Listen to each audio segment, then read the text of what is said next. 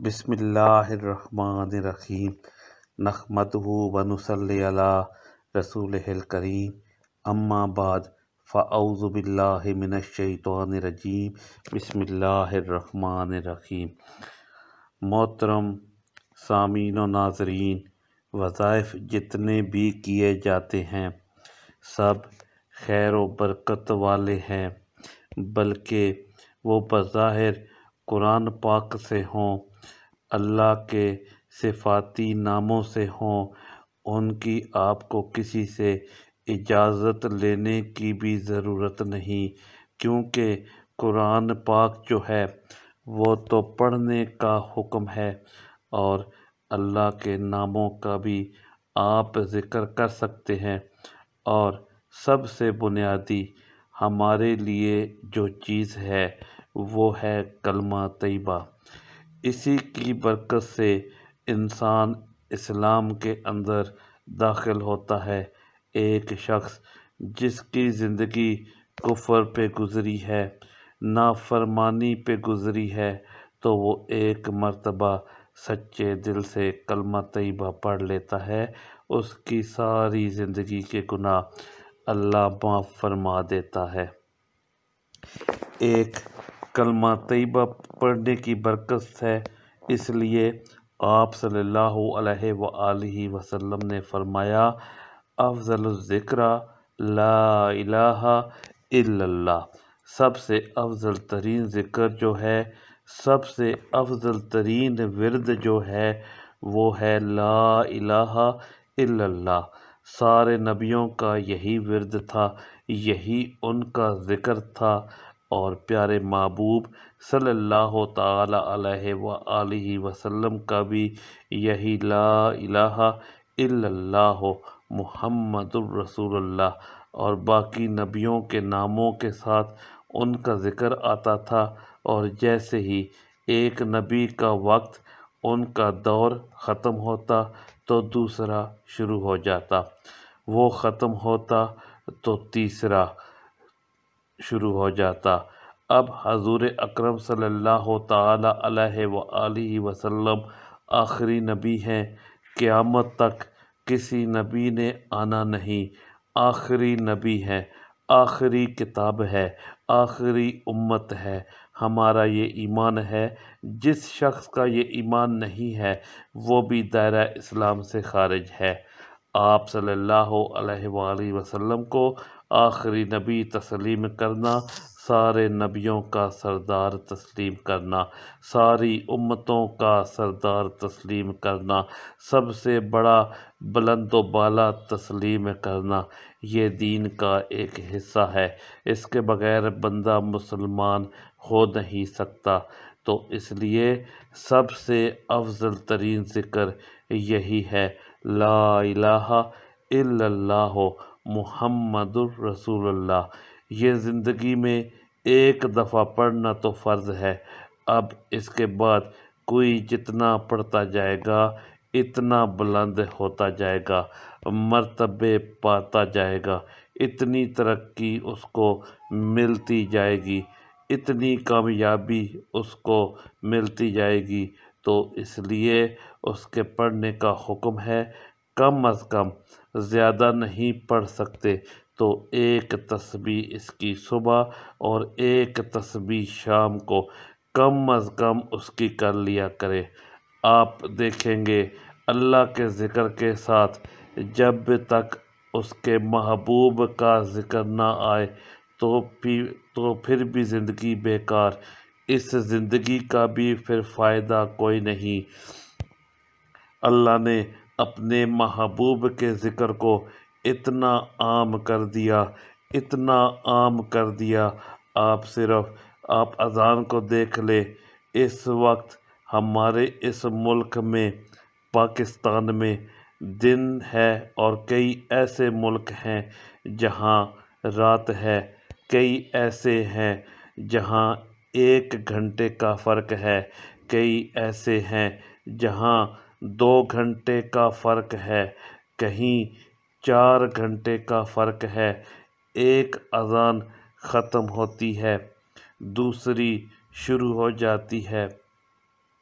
وہ ختم ہوتی ہے تو تیسری شروع ہو جاتی ہے، وہ ختم ہوتی ہے تو چوتھی شروع ہو جاتی ہے۔ اب اس طرح ہر وقت اللہ کا نام بھی لیا جا رہا اور اللہ کے محبوب صلی اللہ علیہ وآلہ وسلم کا نام بھی لیا جا رہا ہے، یعنی ہر وقت نام آپ کا گونجتا رہتا ہے پوری دنیا میں۔ بلکہ یہاں تک بتایا کہ اللہ نے جنت کو جو سجایا ہے، جس نے جنت کو جو سجایا ہے، ہم اپنے گھروں کو سجاتے ہیں طرح طرح کی سینریاں لگا کر، طرح طرح کے خوشنما خوبصورت چیزیں لگا کر۔ تصویریں لگانا تو منع ہے، وہ تو گناہ ہے۔ اس کے علاوہ بڑی بڑی خوبصورت سینریاں ہیں، آپ وہ چیزیں لگاؤ، اس کا حرج نہیں۔ لیکن اللہ نے جنت کو کیسے سجایا؟ لا الہ الا اللہ محمد الرسول اللہ، یہ جگہ جگہ پہ لکھا ہوا ہے، جنت کے محلات کے اوپر، دروازوں کے اوپر، اور جو جتنے بھی خوبصورت جگہ ہے، جنت ہے ساری خوبصورت۔ تو اللہ نے جنت کو اس طرح سجایا۔ آدم علیہ السلام نے بھی جب وہاں پہ جنت میں اللہ کے نام کے ساتھ محمد الرسول اللہ صلی اللہ علیہ وآلہ وسلم لکھا ہوا دیکھا، وہ بھی حیران ہو گئے۔ آخری وقت بھی آدم علیہ السلام کو یہی کہا گیا تھا، اے آدم، کوئی دعا اگر آپ کی قبول نہ ہوتی ہو تو پیارے محبوب صلی اللہ تعالی علیہ وآلہ وسلم کے اوپر درود پاک پڑھ لیا کرو۔ اور آدم علیہ السلام کا جب آخری وقت تھا، 40,000 کا مجمع تھا، آپ کی اولاد تھی، ساری آپ کی اولاد ہے۔ اس وقت بھی آپ نے یہی نصیحت کی کہ یاد رکھو میری بات، جو بھی مانگنا ہے اللہ سے مانگو، دعا قبول نہ ہو محمد الرسول اللہ صلی اللہ علیہ وآلہ وسلم پہ درود پڑھ دیا کرو۔ یہ تو اس وقت سے حکم ہے، سارے نبیوں کے لیے حکم تھا کہ جس طرح اللہ کو مانتے ہو اسی طرح حضور صلی اللہ علیہ وآلہ وسلم کو بھی مانو۔ وہ آخری نبی ہے، سارے نبیوں کے سردار ہوں گے، تو اس لیے کلمے کی بھی بڑی فضیلت اور درود پاک کی بھی بڑی فضیلت۔ یہ ایسے عمل ہیں، آپ کی زندگیوں کو بدل دینے والے عمل ہیں، آپ کی زندگیوں میں چار چاند لگا دینے والے وظائف ہیں، آپ کی زندگی کے اندر ہر طرح کی برکت، ہر طرح کی اللہ کی طرف سے رحمت لانے والے یہ عمل ہیں، یہ بہت طاقتور وظائف ہیں۔ اور اس کے ساتھ ساتھ آپ جب استغفار بھی کریں گے تو کیا مطلب؟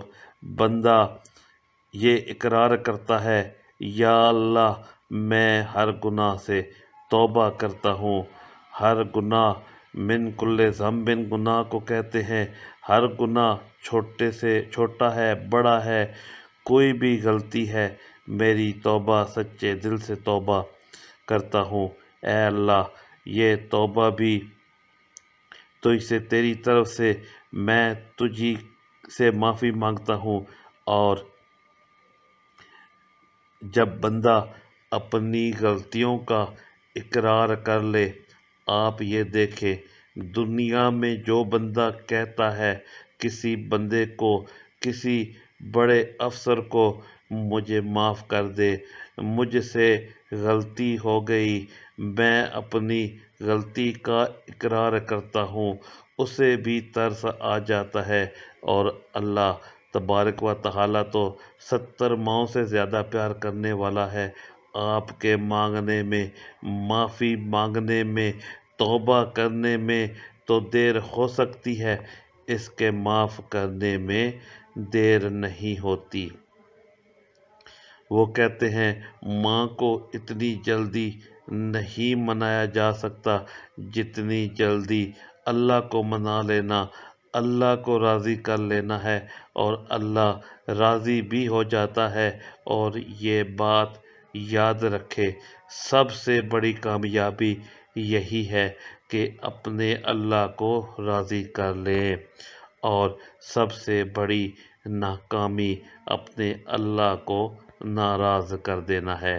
اللہ ہم سے راضی ہو جائے، اللہ ہماری توبہ کو قبول فرما لے، اللہ ہمارے گناہوں کو، ہماری غلطیوں کو معاف فرما دے، اللہ رب العزت اپنی رحمت کے ساتھ عمل صالح کرنے کی توفیق عطا فرمائے۔ ہماری ویڈیو آپ کو پسند آئے اسے لائک کریں، اسے شیئر کریں، ہمارے چینل کو سبسکرائب ضرور کریں، اور ساتھ والے بیل آئیکن بٹن کو ضرور دبائیں تاکہ ہماری ہر آنے والی ویڈیو کی اپڈیٹ آپ تک آسانی سے پہنچ سکے۔